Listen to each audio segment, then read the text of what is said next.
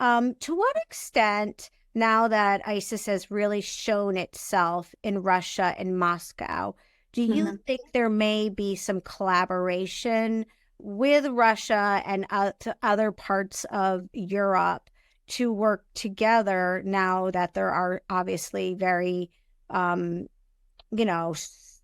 steep cells in Russia right hmm I mean, that's a great question. And unfortunately, my answer is far from optimistic. I think there's essentially next to zero chance of an actual collaboration, a sincere collaboration, one that obviously you need both channels to be open, both incoming and outgoing. And that simply is not an option right now. We live in such a different world from the one that we lived in 2001.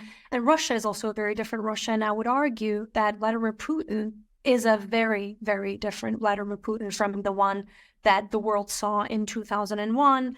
And I think there was genuine, on his part, genuine desire to find a way, sort of find a common ground with the United States as a way of feeling more accepted in the world order, as a way of feeling like Russia had a place at this big table among leaders to say that, we are going to be the first to call you when 911, when 9/11 happened and Putin called President Bush.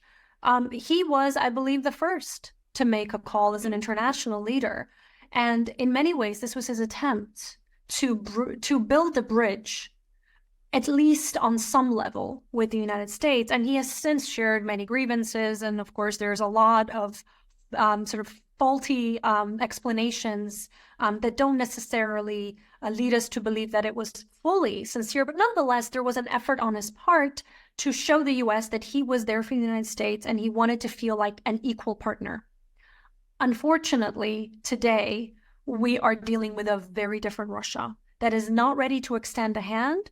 It's also not ready to accept anyone's help because it is humiliating. It was also humiliating for Putin when the Kursk submarine sank, the infamous line when he came back and said from his vacation and said, well, it sank. He had been offered help by Western allies at the time. There were allies, there were partners who offered to help before it was too late because Russia simply did not have the infrastructure, the equipment to be able to get those boys out.